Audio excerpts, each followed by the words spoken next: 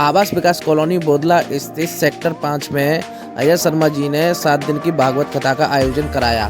उसके बाद में 14 तारीख को कथा का समापन हुआ। 15 तारीख को विशाल भंडारे का आयोजन किया गया, जिसमें आप देख सकते हैं 15,000 तकरीबन लोगों का भंडारे का आयोजन हुआ और जिसमें विशाल भंडारा रहा। आपको हम लाइव रिपोर्टिंग दिखाएंगे। ये आप देख सकते हैं किस तरीके से सभी भक्तगण अपना प्रसाद ग्रहण कर रहे हैं और शांतिपूर्वक सारे काम चलते रहे। 7 दिन की कथा हुई, फिर उसके बाद में भंडारे का। महंत जी ने कहा ऐसे कार्यक्रम होते रहने चाहिए जिससे समाज में जागरूकता बनी रहती है, धर्म के प्रति धर्म का कार्य करते रहने चाहिए। तो ये महंत जी ने कहा। और ब्रह्म भोज भी होना चाहिए, ब्रह्म भोज के साथ साथ पब्लिक को भी भोजन मिलता है, ऐसा महंत जी ने कहा।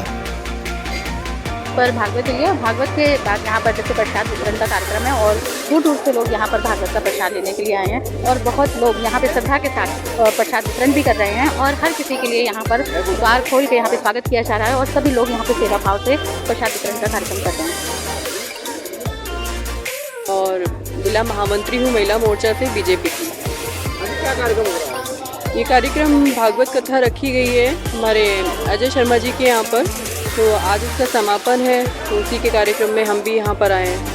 समाज में कथा कराने से क्या संदेश आता है? तो समाज में कथा कराने से हमारे धर्म के प्रति आस्था बढ़ती है, हम धर्म को जागृत करते हैं जो आज विलुप्त होता जा रहा है।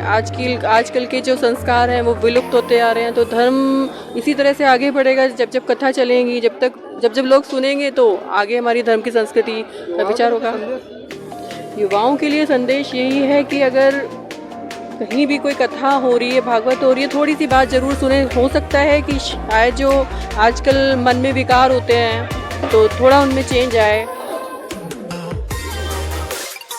अपना परिचय बताइए। मैं महंत निर्मलगिरी कैलाश महादेव मंदिर। क्या जो कार्यक्रम हुआ इसके बारे में बताएं। आज कथा का कल समापन हुआ है, वो आज सुबह यहाँ हवन हुआ। तो हवन के पश्चात जो है यहाँ पे ये भंडारा सुबह से चल रहा है, वो काफ़ी बड़े स्तर पे है और रात को 9-10 बजे तक ये ऐसे ही निर्वृत चलता रहेगा। तो सभी भक्तों के लिए प्रसादी का आयोजन किया गया है। कथा कराने से समाज में क्या संदेश आता है?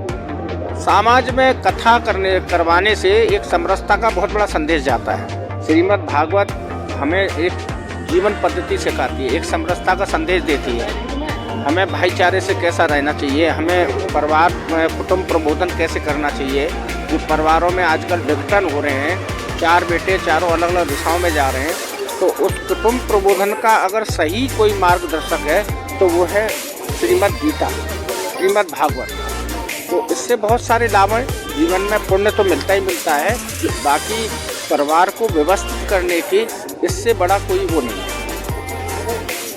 कथा के बाद में भंडारा होता है, ये तो एक परंपरा है कि कथा के बाद भंडारा हो रहा है। जो लोग कथा श्रवण करने के लिए आए उन्हें प्रसाद रूप में भंडारा ग्रहण करने का शुभ अवसर प्रदान होता है।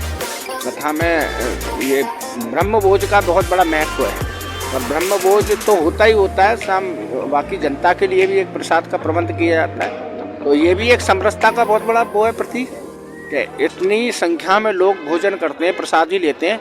इससे बड़ी समरसता कहाँ हो सकती है। आप एक तो निमंत्रण दे के लोगों को बुलाते हैं और भंडार जहाँ ठाकुर जी कथा होती है, रामायण होती है, जो भी ऐसे पाठ पूजन होते हैं, वहाँ लोग स्वयं चल के प्रसाद को ग्रहण करते हैं। तो इससे बड़ा संदेश, एक बहुत बड़ा संदेश भी जाता है। एक समरसता हमें दिखती है कि हाँ, सभी जात, सभी धर्म, सभी मजहब के लोग आके प्रसाद ग्रहण करते हैं। ये बहुत बड़ा समरसता का एक संदेश है। देवेंद्र चौधरी मेरा नाम है। ये आवास विकास के सेक्टर 5 में अजय शर्मा जी के परिवार द्वारा जो भव्य भागवत की गई है, कल उसका पूर्ण समापन हो गया था। उसी के उपलक्ष्य में आज भंडारा है और इनका परिवार जो है वो बहुत सेवाभावी परिवार है। भागवत के बाद भंडारे की बहुत महत्वता है। लगभग 15,000 लोगों का भोजन हो रहा है। जिस तरीके से आप देख रहे हो, किसी के साथ कोई भेदभाव नहीं है। सभी धर्म के, सभी जातियों के लोग एक साथ कुर्सी पर बैठकर यहाँ भोजन कर रहे हैं। मैं उनके पूरे परिवार को बहुत साधुवाद देता हूँ और प्रभु से प्रार्थना करता हूँ कि ऐसे भव्य आयोजन और धर्म जागरण के आयोजन भी करते रहें। कथा क्यों कराई जाती है? देखिए, कथा कलयुग में कथा का अपना एक महत्व है। गीता जी हमारे परिवेश में आ जाएं, हमारे जीवन में यथार्थ में आ जाएं और उससे हमारी नई पीढ़ी को शिक्षा मिले, यही उद्देश्य है।